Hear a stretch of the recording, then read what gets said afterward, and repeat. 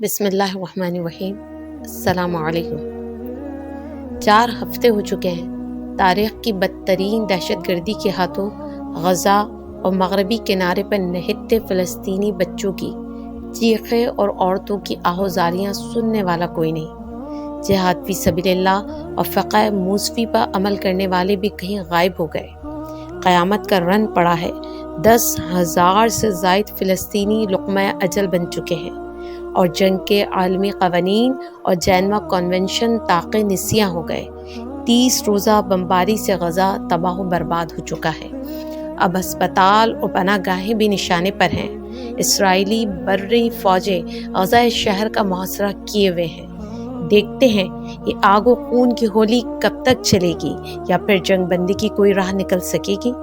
تاحال 22 عرب ممالک کے التوا میں پڑے ہوئے اجلاس قابض یہودیوں کے وحشیانہ ظلم کے دوران منظرنامہ کچھ یوں بدلا ہے کہ عالمی رائے عامہ کا پلڑا مظلوم فلسطینیوں کے حق میں پلٹ گیا ہے اور دنیا بھر میں خاص طور پر مغرب میں جنگ بندی اور انسانی کمک کے لیے لاکھوں لوگ مظاہرہ کر رہے ہیں۔ انسانیت کے خلاف جرائم کے سامنے آنے پر فلسطینیوں پر جبر کے خاتمے کی جدوجہد شروع ہو چکی ہے۔ امام حسین رضی اللہ تعالیٰ عنہ نے فرمایا، ظلم کے خلاف جتنی دیر سے اٹھو گے اتنی ہی زیادہ قربانی دینی پڑے گی۔ حضرت عبداللہ بن عمر رضی اللہ تعالیٰ عنہ نے خبر دی کہ رسول اللہ صلی اللہ علیہ وسلم نے فرمایا، مسلمان کا بھائی ہے، نہ اس پر ظلم کرے اور نہ اس پر ظلم ہونے دے۔ قرآن کریم نے ظلم پہ سخت وعید فرمائی ہے، ظالم کی اصلاح کی تعلیم دی ہے، پھر بھی اگر ظالم باز نہ آئے تو اس کے خلاف کھڑے ہونے کا حکم دیا ہے۔ اسلام کا بڑا زور سماجی بیداری پر ہے۔ ظلم کو روکنا ممکن ہے۔ ظالم در حقیقت اندر سے انتہائی کمزور اور بزدل ہوتا ہے اور اس کے خلاف کھڑا ہونا ہی اس کے خاتمے کا نقطہ آغاز ہے۔ لہٰذا تعلیمات اسلامیہ کے تحت عوام بھی ظلم کے خلاف آواز بلند کرے گی۔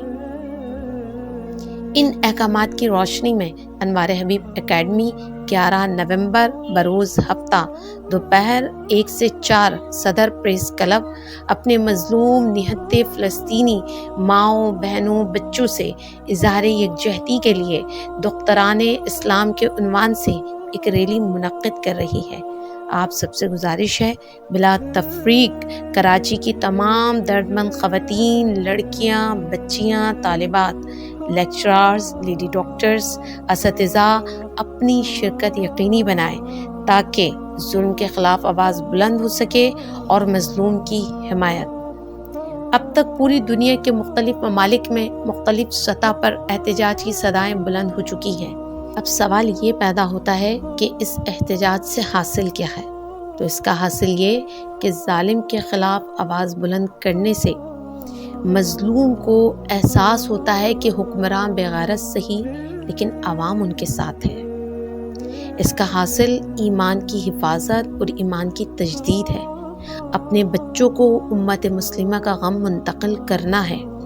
مسجد اقصی پر ہمارا دعویٰ القدس لنا ہمارے اپنے شعور اور دنیا کی نظر میں زندہ رہتا ہے۔ حمیت بیدار ہوتی ہے، غفلت کا پردہ اٹھتا ہے، مظلوم کی امید بنتی ہے، ظالم کا گریباں چاک ہوتا ہے، اجتماعی شعور بیدار ہوتا ہے اور اپنے ایمان کو جانچنے کا موقع ملتا ہے کہ ہم کس درجے پر فائز ہیں۔ جیسا کہ حکم حدیث ہے کہ ظالم کے ظلم کو اپنے ہاتھ سے روکو، اگر یہ ممکن نہ ہو تو زبان سے روکو، اگر یہ بھی ممکن نہ ہو تو پھر اپنے دل میں برا جانو، اور یہ ایمان کا سب سے ادنا درجہ ہے۔